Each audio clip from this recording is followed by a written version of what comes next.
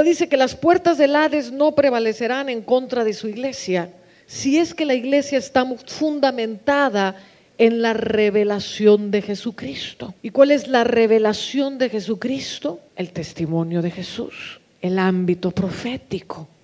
Y tenemos curiosamente un libro en la Escritura, mal acomodado, como le dije el otro día, porque no creo que sea el último libro, sino que debe estar después de Mateo, o en cualquier otro lugar donde lo quiera poner, pero no al final. Y este libro, curiosamente, se llama Apocalipsis. Apocalipsis en el griego quiere decir la revelación.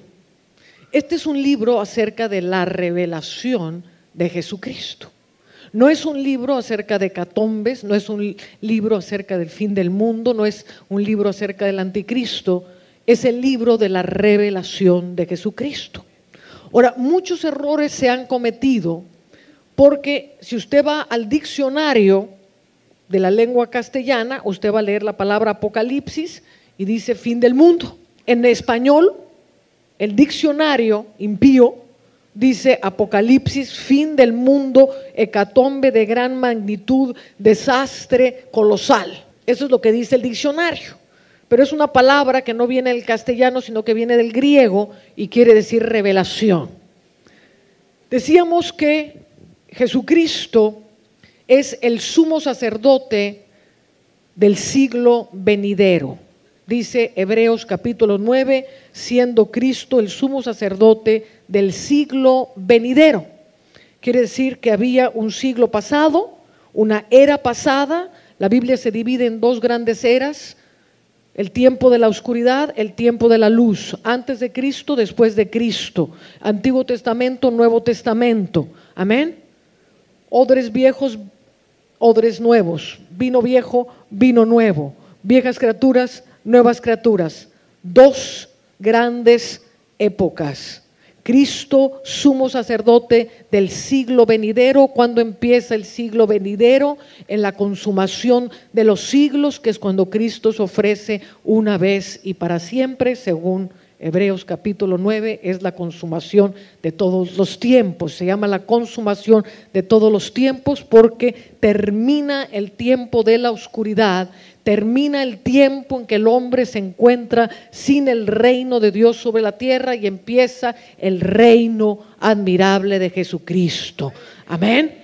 Habiendo nosotros, dice Pablo en Hebreos, el autor de Hebreos, dice, habiendo nosotros recibido un reino inconmovible, amén, caminemos con acción de gracias, caminemos de la manera que Dios nos ha llamado, habiendo recibido un reino inconmovible.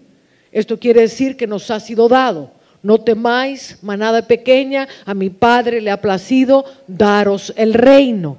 Esta no era una promesa que iba a tardar 2000 años, era una promesa que iba a cumplirse en el momento en que Jesús se sentara en el trono, fuera coronado como Rey de Reyes y Señor de Señores. En ese momento empieza el reinado de Jesucristo. Estamos, esto es muy importante que lo entendamos.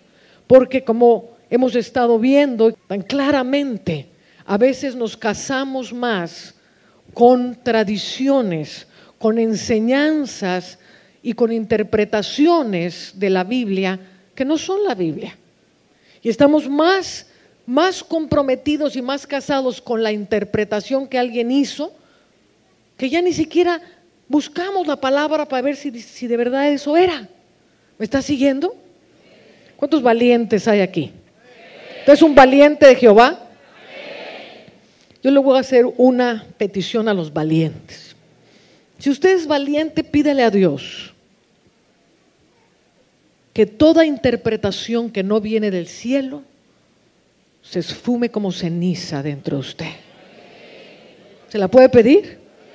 Es de valientes. A ver, pídaselo. Toda interpretación que no venga del cielo se hace cenizas dentro de mí en el nombre poderoso de Jesús. Entonces, entre muchas interpretaciones que teníamos, que necesariamente afectan la forma en que vivimos y la forma y la condición en la que hoy se encuentra la iglesia. No es una sorpresa darnos cuenta que la iglesia, me refiero a la iglesia a nivel mundial, no me refiero a la iglesia de Venezuela, a nivel mundial la cosa está exactamente igual que aquí.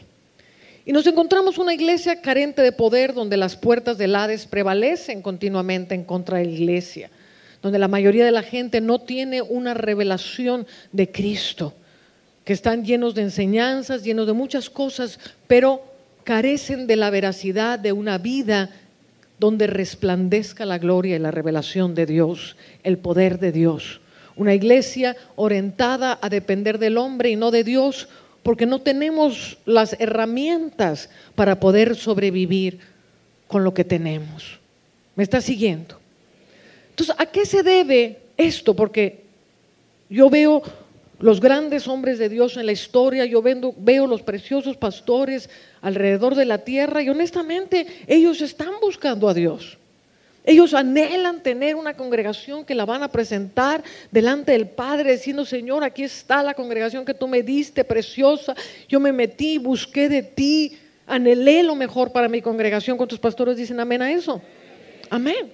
Entonces, si estamos buscando todo eso, amén, Dios tiene que responder y Dios responde y nos dice: es necesario hacer ciertos ajustes. Y lo que nos tiene encajonados para no poder progresar es una serie de enseñanzas tradicionales, de interpretaciones de la palabra que necesariamente afectan nuestra vida. Amén. Y me refiero especialmente a la escatología. La escatología es una palabra griega que quiere decir la ciencia que habla del fin. O sea, ¿cómo concibo yo el fin de las cosas? Y en esta materia llamada escatología, pensamos en el fin del mundo, pensamos en el juicio final, pensamos en un reino milenial, pensamos en que va a haber un arrebatamiento y nos vamos a ir con Cristo para casarnos con Él, y entonces, y solo entonces va a venir el reino. Y una serie de cosas que nos han implantado, y todos venimos de eso, yo nací en eso, en todo eso. Y son interpretaciones muy elocuentes, pero que a la hora de empezar a analizarlas, tienen una consecuencia en nuestra vida. Y yo por mucho tiempo pensé: Señor, mira, hay tanto problema con la escatología, unos creen de esta manera, otros creen de otra, unos creen que va a haber un rapto en la tribulación, otros antes de la tribulación, otros no creen en la tribulación, otros no creen en el rapto, unos creen en el anticristo, otros no creen en el anticristo. Yo mejor no quiero saber nada de escatología. Si has de venir, ven, yo voy a estar preparada y tú me vas a hallar haciendo lo que tengo que hacer y no le voy a dar importancia. Y así viví muchos años de mi vida, diciendo: no tiene importancia, total, lo que va a pasar, va a pasar. ¿Está conmigo? Hasta que un día el Espíritu Santo me habló y me dijo: tiene mucha más importancia de la que tú crees, porque la forma en que tú concibes la escatología determina la forma en que tú vives. Moldea tu pensamiento, moldea lo que tú crees, moldea lo que tú esperas, moldea lo que puedes poseer y lo que no puedes poseer. Y empezó a inquietarme poderosamente el Señor hace unos 12 años, cuando fui llevada a la isla de Patmos, en que el Señor me arrebató 4 días dentro del corazón de Dios. Y como le dije, atravesé por la misma puerta que atravesó Juan. Y allí Dios cambió muchas cosas de mi entendimiento. Y me di cuenta de la tremenda importancia de entender la revelación de Cristo. Y que este es el libro de gobierno más poderoso que Dios nos legó. Que es el libro que habla cómo los cielos y la tierra operan en hegemonía. Es el libro que habla de cómo los santos junto con Dios operan en los juicios de Dios. Es el libro en que se revela Jesucristo no solamente como el Salvador, sino que lo vemos revelado en su trono. En ningún evangelio lo vemos revelado en su trono. Amén. Porque los evangelios terminan cuando Él asciende. Pero el libro del Apocalipsis ya nos habla de lo que pasó después de su ascenso.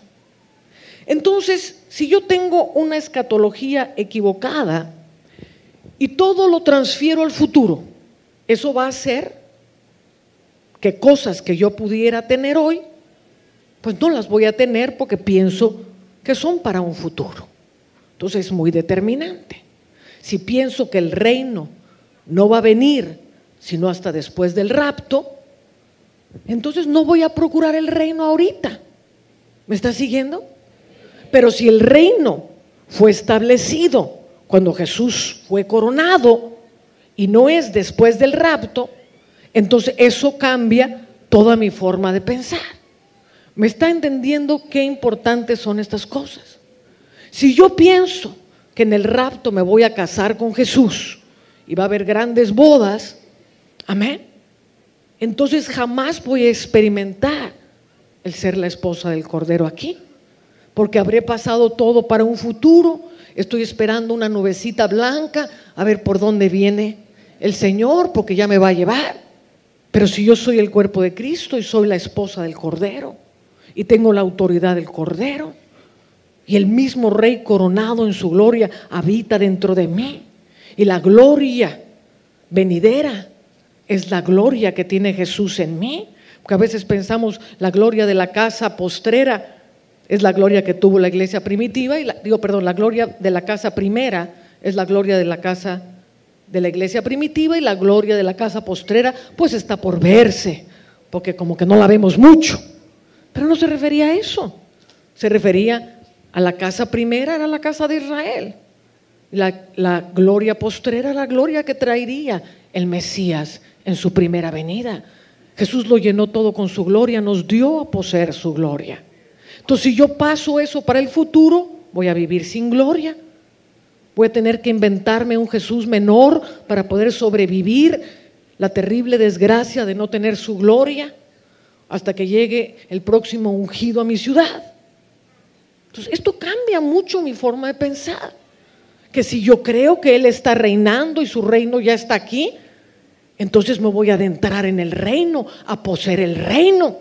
¿Qué es lo que tú tienes para mí? ¿Qué significa que tú seas el juez? ¿Qué significa que a los santos les es dado toda autoridad? ¿Qué significa que yo soy rey y sacerdote? Entonces voy a empezar a perfilarme en otra dirección, porque no vivo en una esperanza pasiva, esperando a ver a qué horas me escapo del fin del mundo, sino que vivo con el pensamiento de Dios.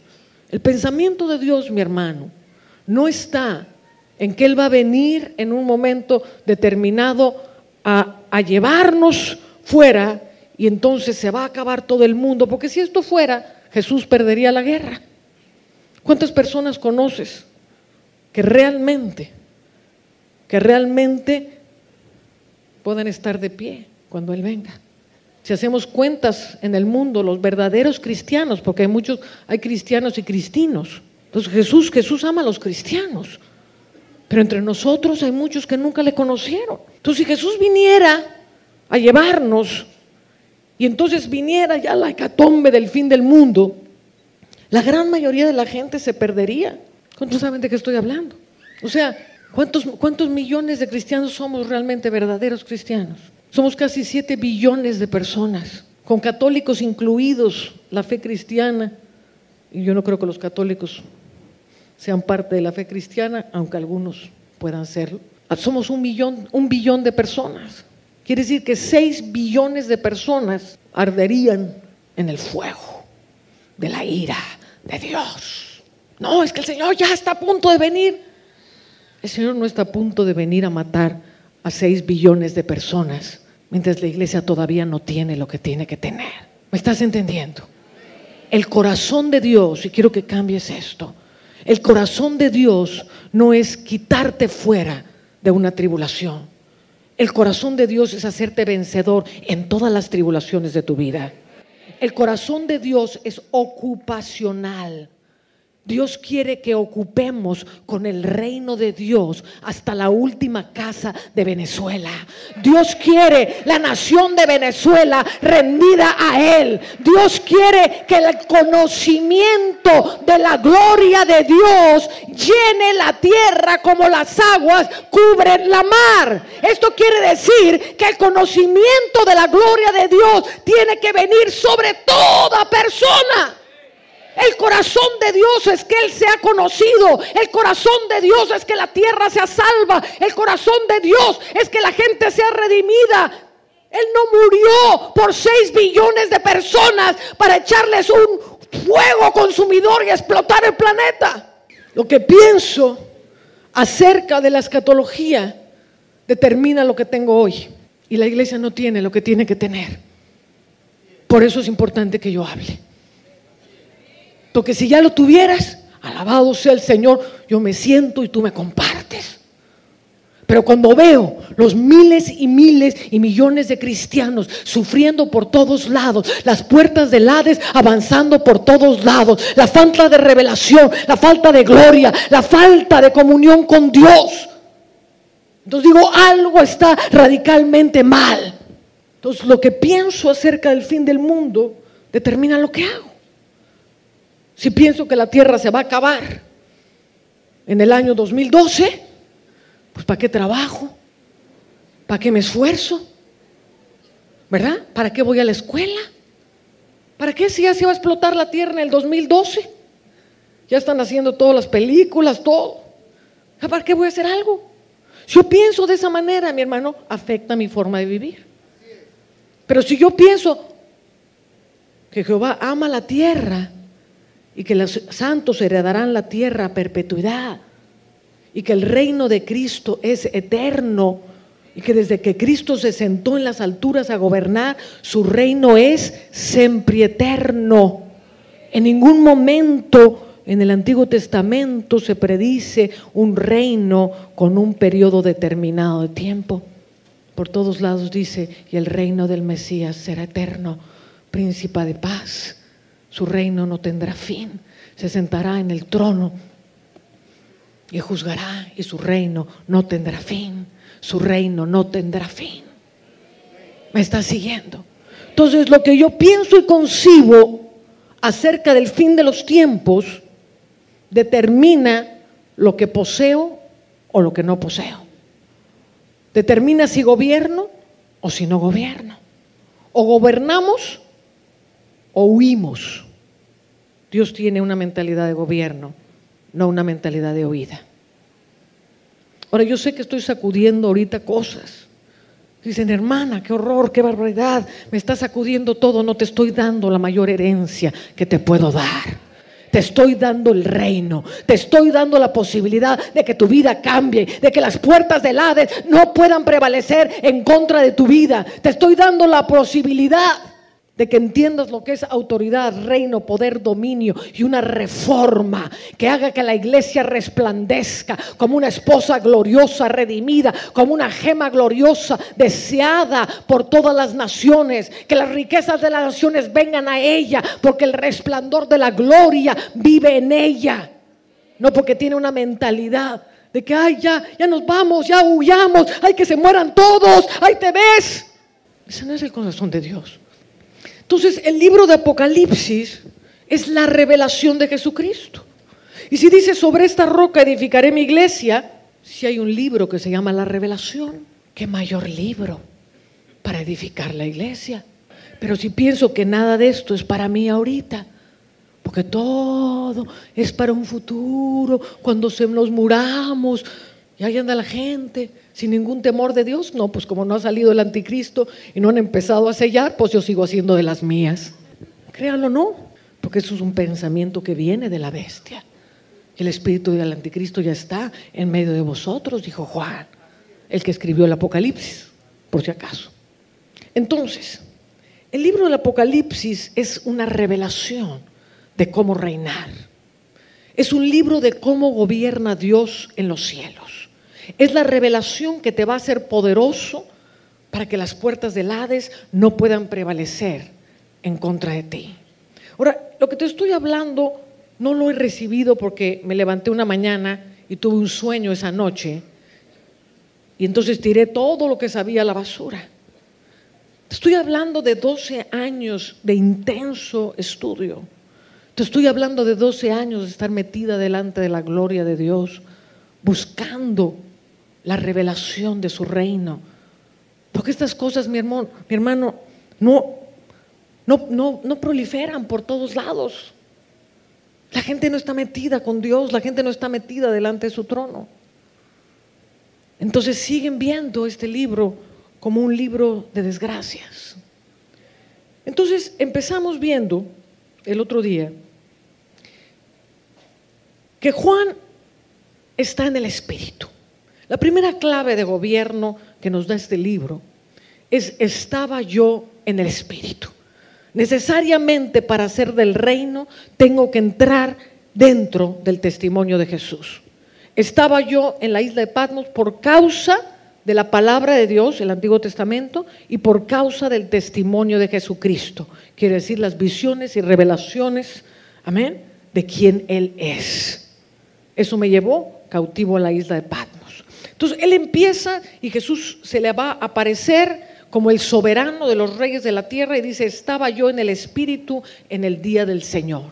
Entonces lo primero que tengo que entender para empezar a gobernar es que tengo que saber cómo entrar en el Espíritu. Y es una de las cosas que se ha enseñado tan poco en la iglesia. Como le dije el otro día, todos se lo queremos dar tan digerido a la gente, amén, que ya los hicimos inútiles, ya no pueden hacer nada.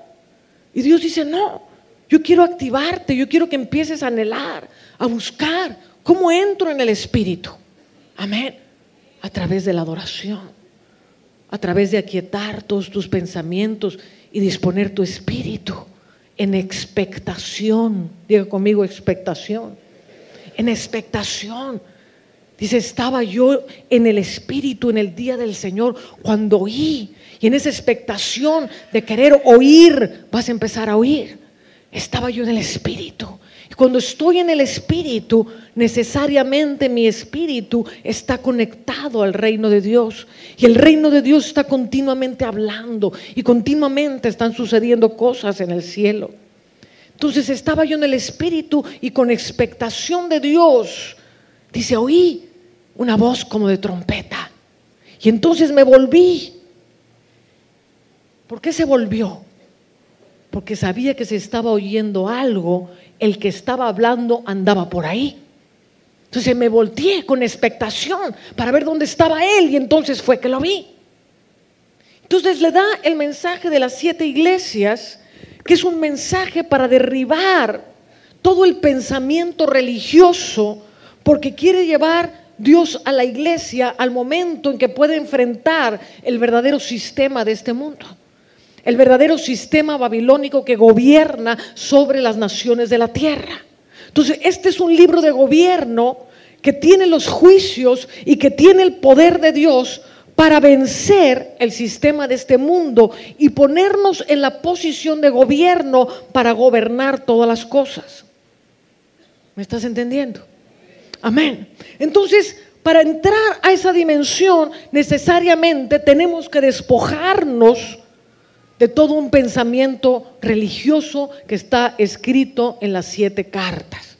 El propósito de esta mañana no es de escribir las 7 cartas, pero desde luego puedes empezar a leerlas, como el primer amor es necesario. Dice, tengo contra ti que odias a los nicolaitas.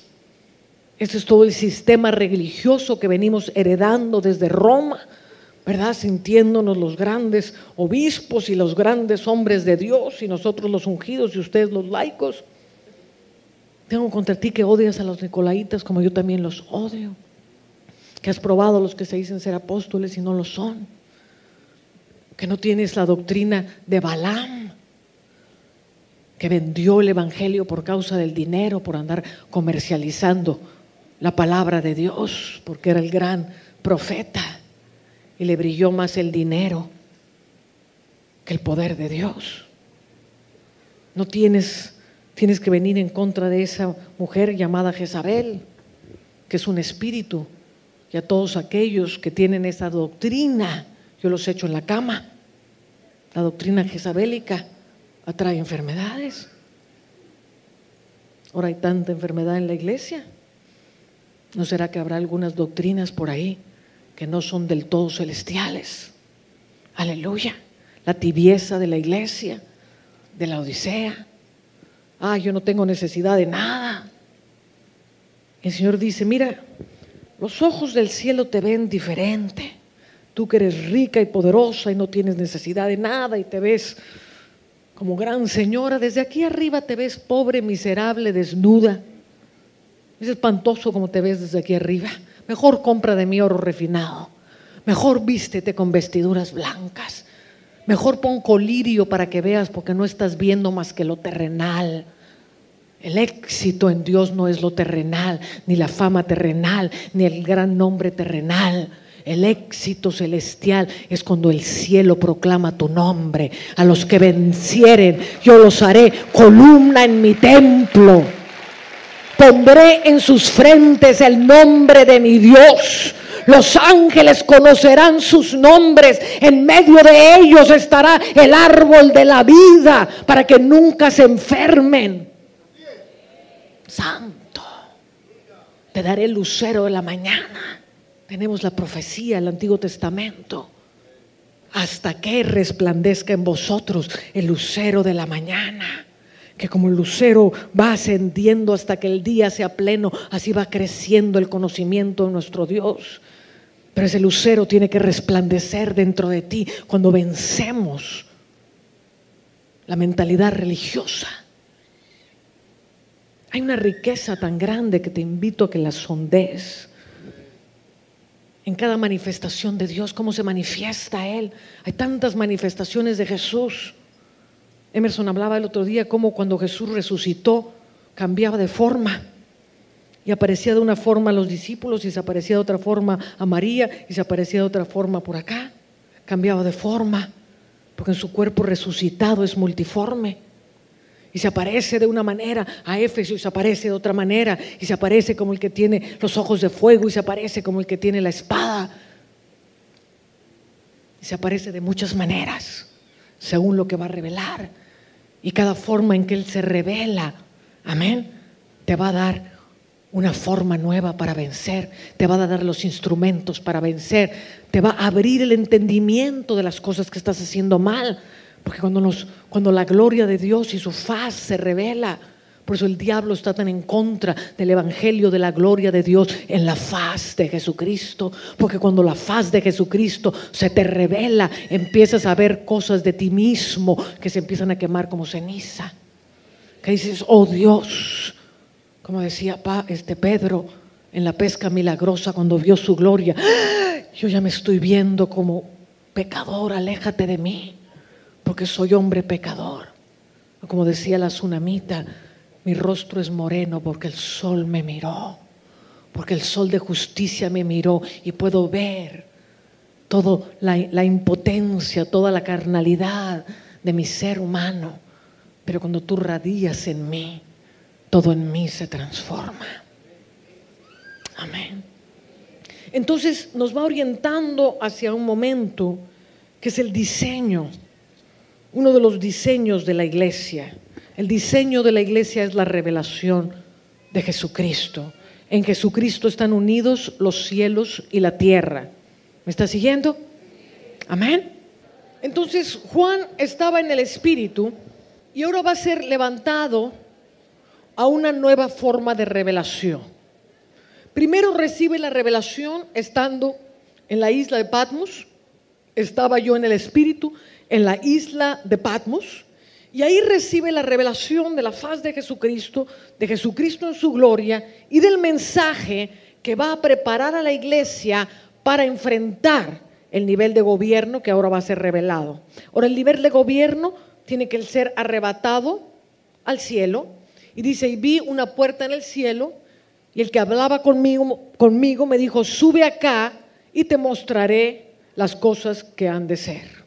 Entonces hay una diferencia entre la revelación que recibimos aquí y otra, la revelación que se recibe allá. Amén.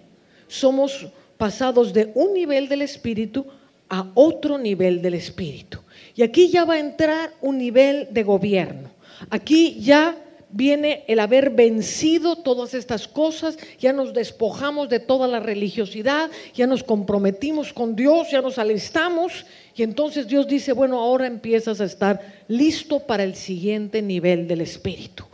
Dice, sube acá, y al instante estaba yo en el Espíritu. Y en ese momento ya empieza Juan a tener una experiencia con el trono de Dios.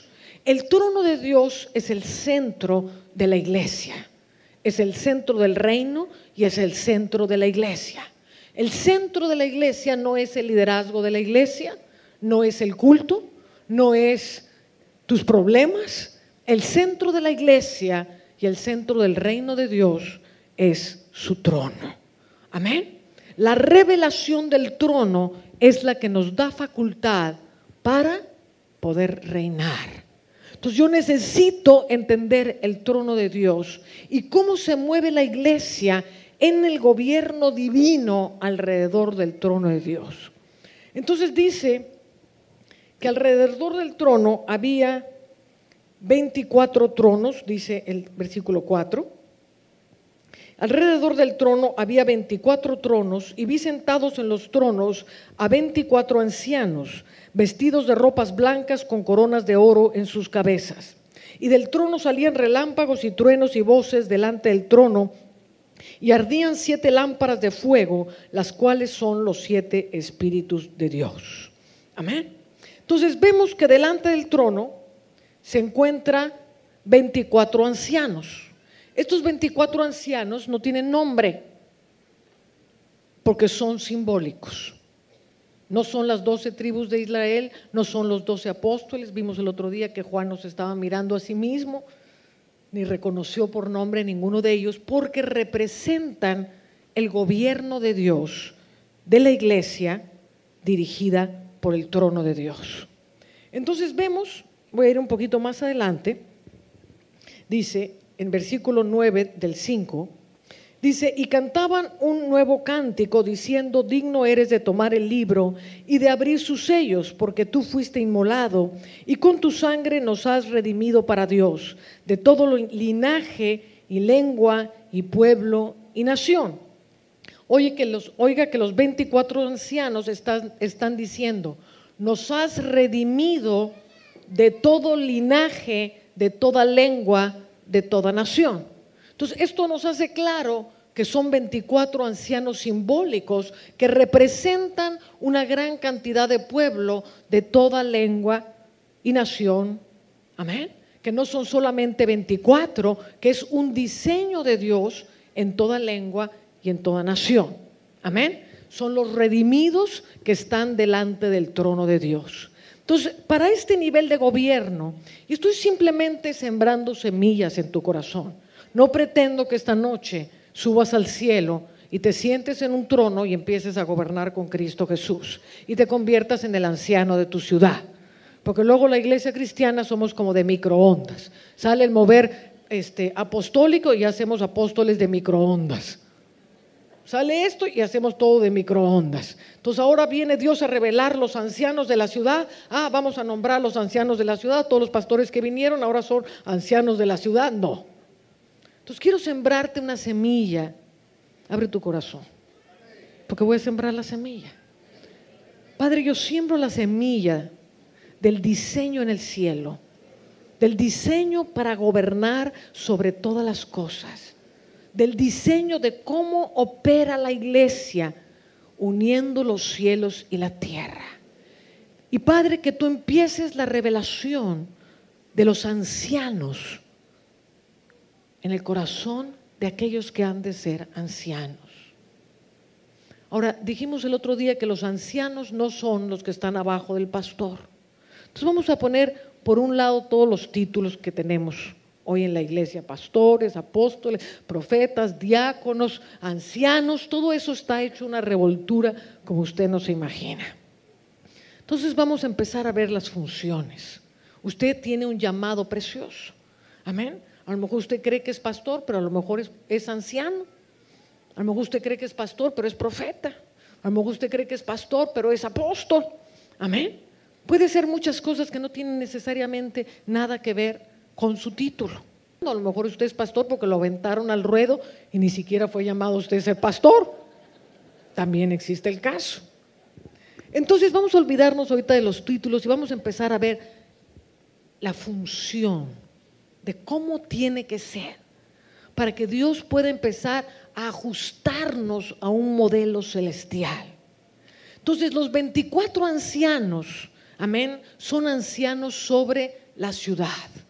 Es el gobierno de Dios en la ciudad. E iba Pablo de ciudad en ciudad y pasando un tiempo establecía ancianos sobre la ciudad. No establecía apóstoles, no establecía profetas, establecía ancianos. Estos ancianos viven alrededor del trono. Son gente necesariamente de adoración. Esto no quiere decir que son los líderes de alabanza de la iglesia. Son gente de adoración. Yo soy un agente de adoración. Emerson es un agente de adoración. Fernando es un agente de adoración. Amén. Muchos de ustedes son adoradores. Entonces, lo que nos va a levantar como ancianos, a los verdaderos ancianos, es nuestra relación con el trono. Diga conmigo, lo que nos hace ancianos es nuestra relación con el trono. Entonces los ancianos están siempre delante del trono. El común de su vida es vivir delante del trono, reconociendo al rey y buscando de él su gobierno. Tienen una íntima relación, obviamente, con la gloria de Dios. Los querubines están a su lado para darles visión. Tienen ojos por todos lados para enseñarlos a juzgar. Amén. Los querubines son los encargados de cargar la gloria de Dios y los ancianos necesariamente están de continuo alrededor de esta gloria. Amén. Ellos han tomado la imagen del anciano de días. Ahora, ¿por qué a Dios se le llama, por un lado, rey, juez, soberano, y de repente encontramos que también se llama anciano de días? Y vemos que esta palabra anciano tiene que ver con autoridad. De hecho, en el pueblo de Israel, los ancianos de la ciudad estaban a las puertas. Y estos eran los sabios de la ciudad. Pero esto es el Antiguo Testamento. Ahora estamos hablando de verdades celestiales. Entonces vemos que el anciano de días, y ven conmigo a Daniel capítulo 7, es de donde toman su imagen los ancianos de la tierra, los ancianos que están alrededor del trono. Y dice, versículo 9, y estuve mirando hasta que fueron puestos tronos. ¿Se acuerda? Esto es análogo a lo que acabamos de leer. Y vi y había tronos y en los tronos estaban los ancianos. Y estuve mirando hasta que fueron puestos tronos y se sentó un anciano de días cuyo vestido era blanco como la nieve y el pelo de su cabeza como lana limpia. Su trono llama de fuego y las ruedas del mismo fuego ardiente. El fuego siempre nos va a hablar de juicio, de purificación. Entonces aquí está presentándose el juez del universo, el juez que va a traer y les va a enseñar y les va a impartir cómo juzgar sobre todos los asuntos de la tierra. Entonces dice, y los libros fueron abiertos, y entonces miraba a causa del sonido de las grandes palabras que hablaba el cuerno, y miraba hasta que mataron a la bestia, y su cuerpo fue destrozado y entregado para ser quemado en el fuego. Habían también quitado las otras bestias su dominio, pero les había sido prolongada la vida hasta cierto tiempo. Y miraba yo en la visión de la noche, y he aquí con las nubes del cielo venía uno como un hijo de hombre que vino hasta el anciano de días y le hicieron acercarse a él. Entonces aquí estamos viendo el momento en que Jesucristo asciende al cielo y se presenta delante del Padre como el juez de todo el universo, como el rey de todo el universo, que le va a entregar el dominio y el trono al Hijo. Dice, y le fue dado dominio, gloria y reino para que todos los pueblos, naciones y lenguas le sirvieran, y su dominio es dominio eterno que nunca pasará, y su reino uno que no será destruido. Amén. Y se me turbó el espíritu a mí, Daniel, en medio de mi cuerpo, y las visiones de mi cabeza me asombraron. El versículo 18, después recibirán el reino los santos del Altísimo y poseerán el reino hasta el siglo, eternamente y para siempre. Hasta el siglo.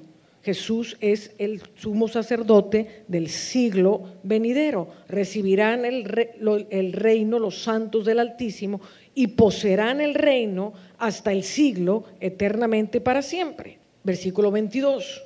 Hasta que vino el anciano de días y se dio el juicio a los santos del Altísimo. Y llegó el tiempo y los santos recibieron el reino. Primera de Corintios 6:2 dice, ¿o no sabéis que los santos juzgarán la tierra?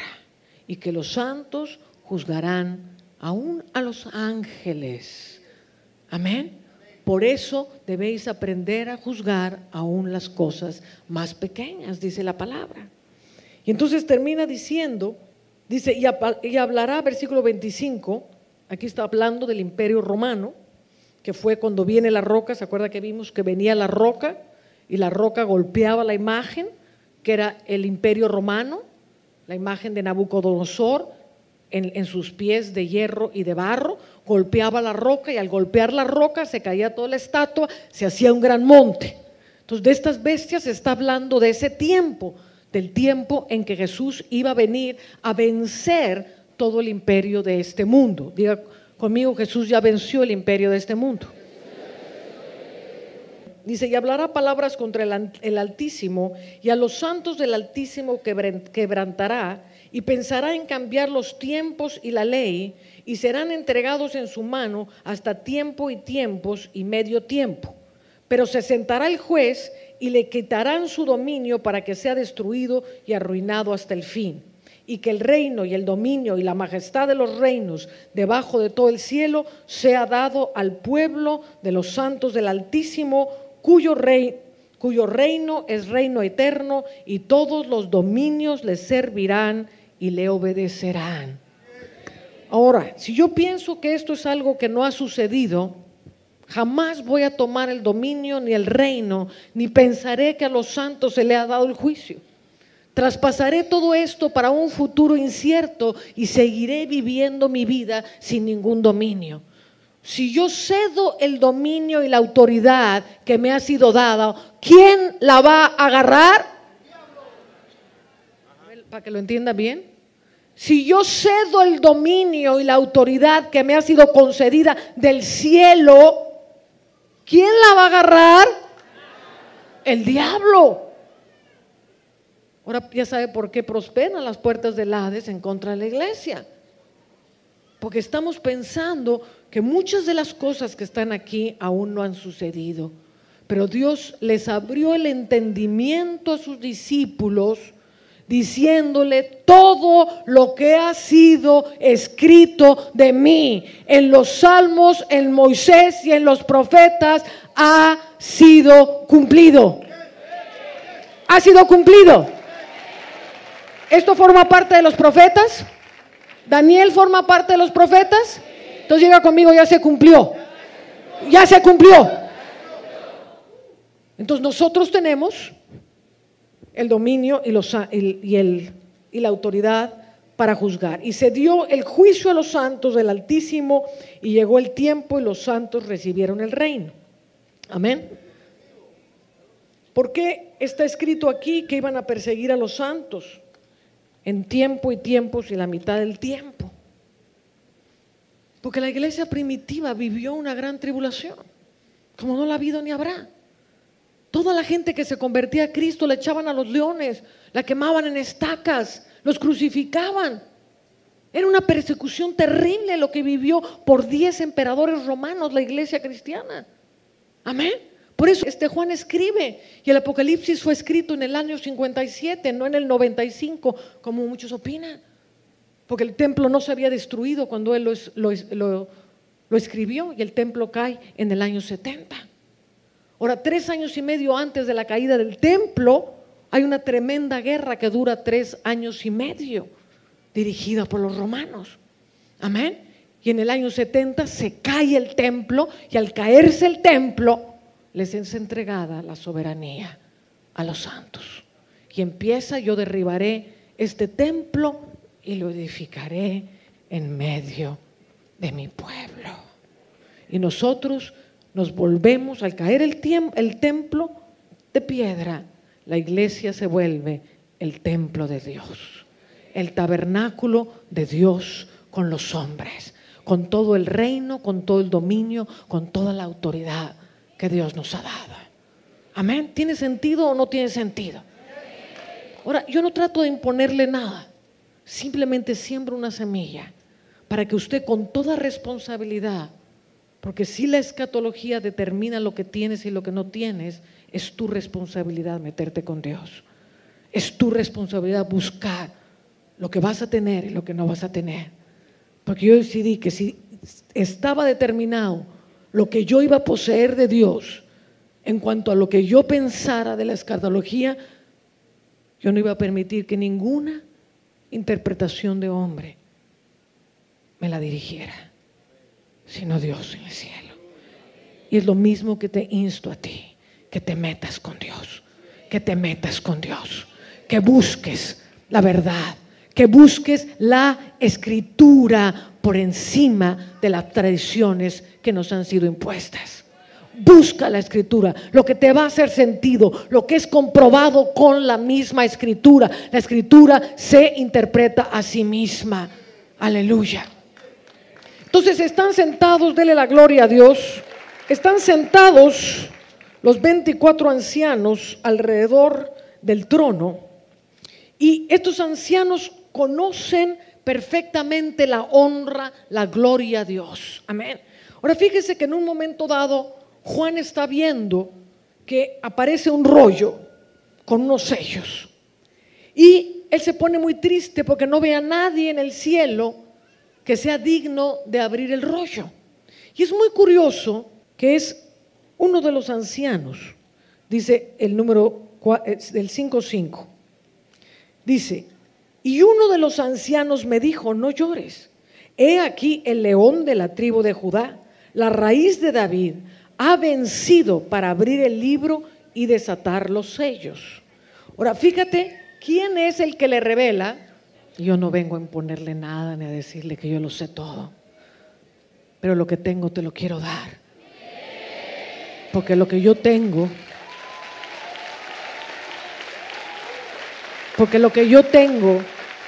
y lo que yo vivo es el reino de Dios. Y yo sé, porque lo vivo, que el reino de Dios está en medio de nosotros, que Jesucristo no nos ha dejado huérfanos, que al Padre le ha placido daros el reino, que el juicio, la autoridad y el gobierno ha sido dada a los santos del Altísimo.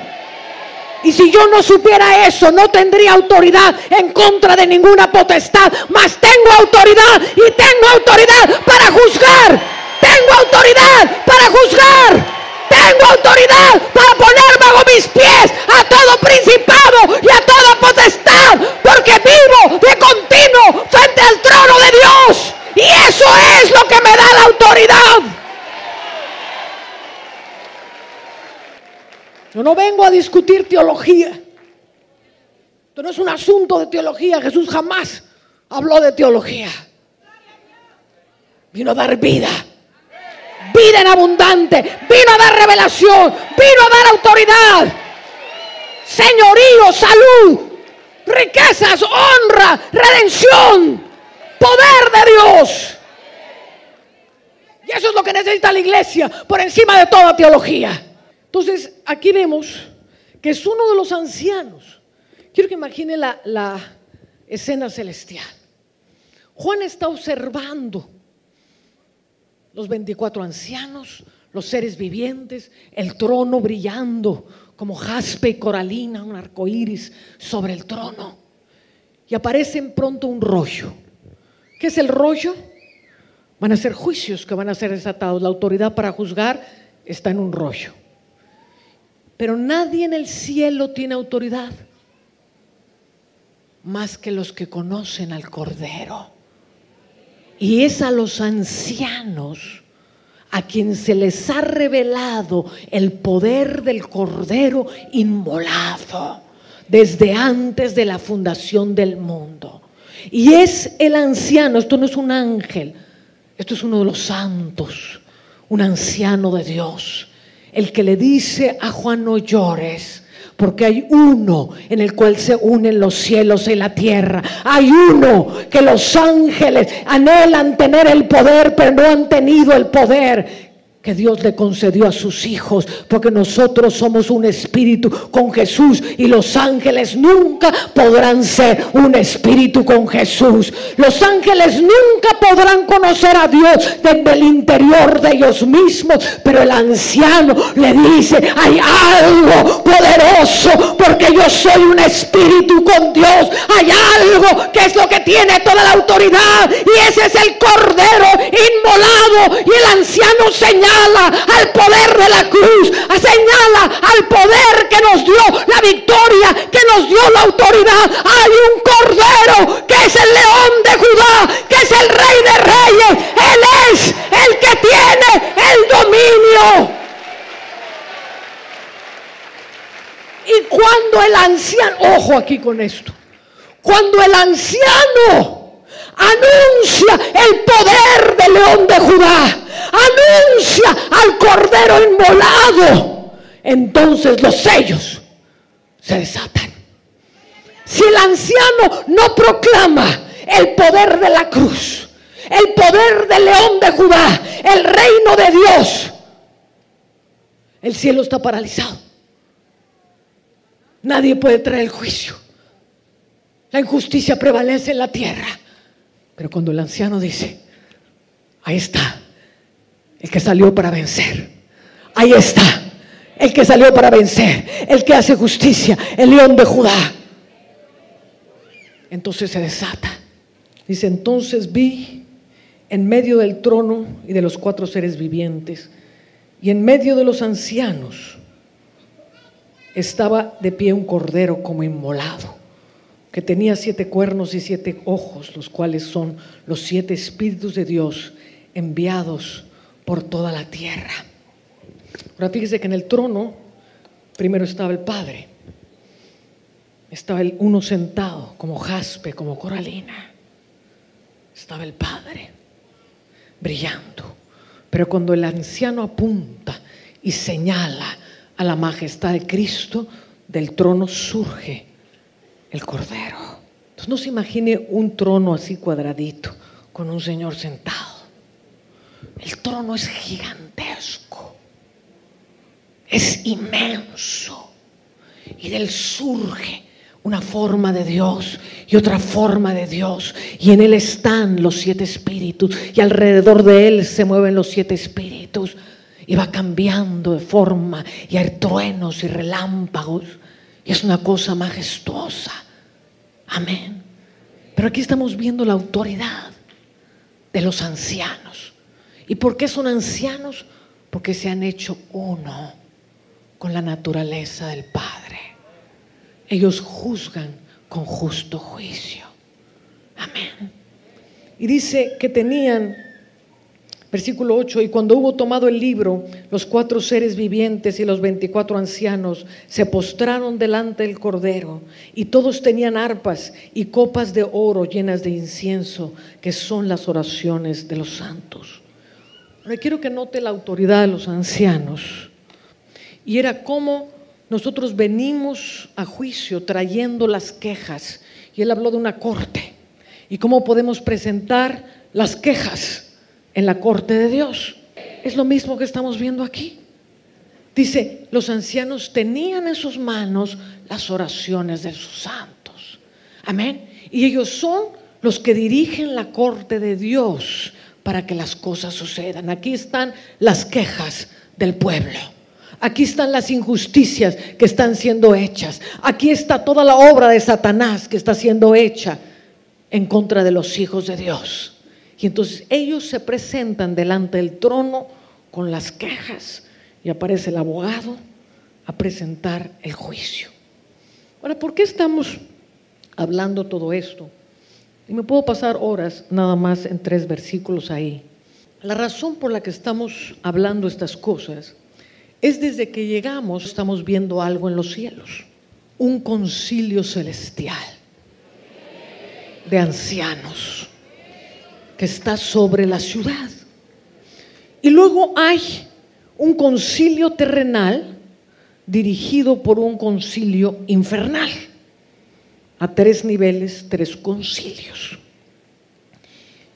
Y el mayor de todos, obviamente, es el concilio celestial, que viene a deshacer las obras de los concilios en la tierra y los concilios en el infierno. Entonces, lo que sentíamos de parte de Dios era bajar, porque eso es la autoridad apostólica. Todo lo que ves, ¿qué podemos hacer con lo que vemos? Lo podemos bajar. Amén. Entonces, si estamos viendo algo, es necesario establecerlo sobre la ciudad. Entonces, vamos a hacer un acto profético y hay 24 tronos arriba en el cielo. Estamos haciendo algo simbólico para bajar un diseño que está en el cielo. Entonces, la idea de hacer este concilio es que empecemos a orar que el diseño de Dios para la iglesia en Venezuela descienda de los cielos y que en algún momento de la historia, más pronto que tardío, podamos ver el primer concilio de ancianos en las ciudades. No por obra del hombre ni por señalamiento del hombre. Eso es lo que ha venido haciendo la iglesia, apuntando y señalando a un montón de gente que no tiene por qué ocupar ciertos lugares. Esto lo señala Dios. Dios es el que apunta. Ellos son, los ancianos son los que tienen carga por la ciudad. Obviamente están sellados porque gimen y oran por las abominaciones. Son los que llevan por encima de cualquier otro las cargas de la ciudad y tienen autoridad de reino porque han sido escogidos. Dice Juan, y vi tronos y a los que tenían facultad para juzgar. No todo el mundo tiene facultad para juzgar. Necesitamos empezar a entrenar la iglesia con facultad para juzgar. Necesitamos empezarlos a entrenar con los ojos de Dios, cómo mira Dios, desde todos los ángulos que mira Dios. Necesitamos estar por eso delante del trono y delante de los querubines para analizar cualquier cosa. Porque tú estás presentando un caso, estás presentando lo que sea que esté sucediendo en tu ciudad. Los querubines con todos tus ojos, con todos sus ojos, te van a dar todo el panorama de lo que está sucediendo para que puedas juzgar con justo juicio. Amén. Entonces, vi tronos y se sentaron en ellos a los que se les dio facultad para juzgar. Entonces, esto es algo nuevo para la iglesia. Amén. Porque venimos de la tradición de que no juzgues a nadie. No se trata de juzgar a nadie en el sentido que los hombres juzgan y señalan y destruyen el uno al otro. No estamos hablando de eso. Estamos hablando juicios de gobierno divino. Estamos hablando de entender cómo gobiernan los cielos, de entender cómo se establece la justicia y el juicio de Dios. O sea, son otros niveles que la iglesia no ha entrado todavía. Amén. Pero en esta tarde vamos a jalarlos, vamos a decretar que se van a dar y que Dios empezará a levantar ancianos y será reconocido. ¿Quién es un anciano? Por su sabiduría, por su amor, por su resplandor en Dios, por su humildad. Como decíamos el otro día, los ancianos toman sus coronas y las ponen delante de Él. No es mi nombre, Señor, el que va a ser levantado, sino el tuyo, tu Señor, que tu obra prospere, que tu reino prospere, no mi reinito, sino tu reino. Estos son los verdaderos ancianos y ellos tienen comunión, no tienen conflicto los unos con los otros y tienen comunión porque están continuamente delante del trono.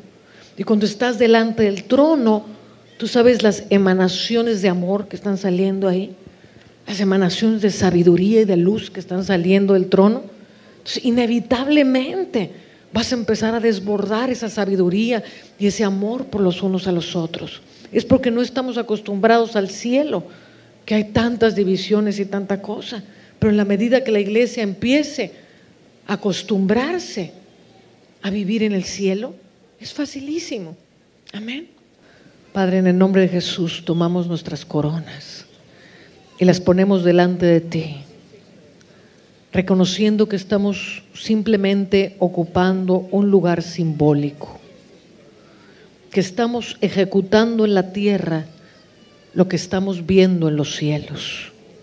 Y en los cielos hay un concilio divino, hay un concilio de reino, hay un concilio de ancianos, Señor, que son verdaderos adoradores, hombres que te dan a ti la honra, la gloria, la riqueza, la alabanza, gente de adoración, gente de arpas de Dios, gentes que llevan en ellos, Señor, las cargas de su ciudad para presentarlas delante de ti. Y vamos a tomarnos todas las manos, los que están en el auditorio, tómense las manos. Nosotros aquí nos tomamos de las manos.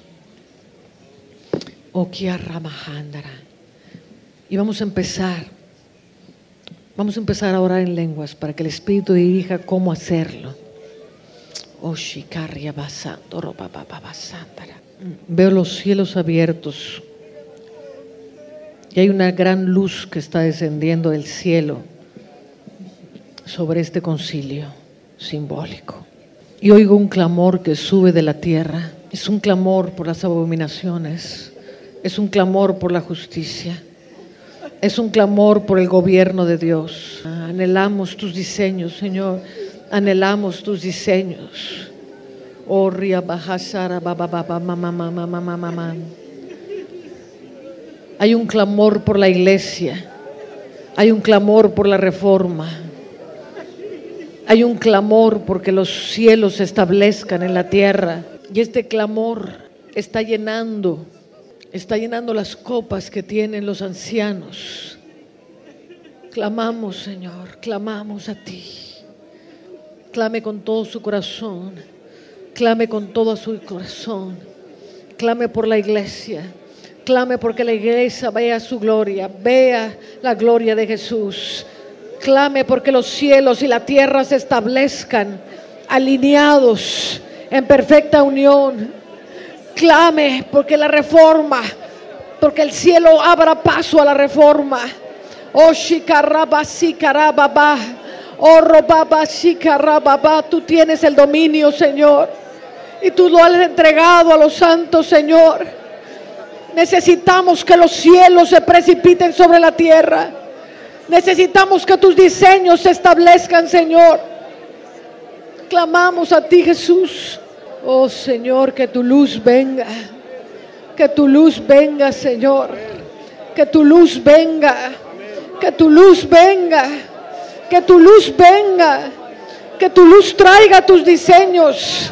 Que tu luz traiga tu gobierno, Señor. Lo recibimos. Lo aceptamos. Te damos gracias por Él. Te pedimos por una iglesia que lo pueda recibir, que lo pueda administrar, que lo pueda impartir, que lo pueda enseñar, que lo pueda ejecutar, que lo pueda vivir plenamente, Señor. Oh, que tu reino venga, Señor. Oh, que tu reino venga, Señor. Oh, que tu reino venga, Señor. Oh, que tus diseños vengan, Señor. Oh, que tus diseños vengan, Señor. Aceptamos tu gobierno. Aceptamos tu gobierno. Renunciamos a toda acción pasiva. Sí, Señor. A toda pasividad en la que ha estado la iglesia. Sí, Señor. Dejando que las ciudades se mueran. Dejando que las naciones se mueran. Renunciamos a la pasividad y a la tibieza. Renunciamos en el nombre poderoso de Jesús a toda religiosidad que nos tiene atados a la tierra. Y levantamos nuestros ojos a ti, Señor, donde está sentado a la diestra el Padre. Sí, Señor. Y gemimos delante de ti para que nuestra oración, Señor, sea establecida. Y decretamos porque tomamos gobierno y la autoridad para decretar, y tomamos las llaves del reino que nos han sido concedidas por la revelación de Cristo para atar y desatar, y en el nombre poderoso de Jesús hacemos descender los diseños del cielo a la tierra. Desatamos tus diseños para que vengan sobre la tierra. Los establecemos proféticamente sobre la tierra, apostólicamente sobre la tierra. Sí, Señor. Se establece el concilio de ancianos, y decretamos que a partir de hoy tú escoges hombres y mujeres que formarán concilios de gobierno alrededor de tu trono, que gobernarán junto contigo, que tú les darás entendimiento de juicio para juzgar con justo juicio. Y decretamos que el fin del gobierno del diablo ha llegado sobre Venezuela, y que el reino de Dios se establece, y que cuentas con nosotros para establecerlos. En el nombre de Jesús. Sea hecho. Amén.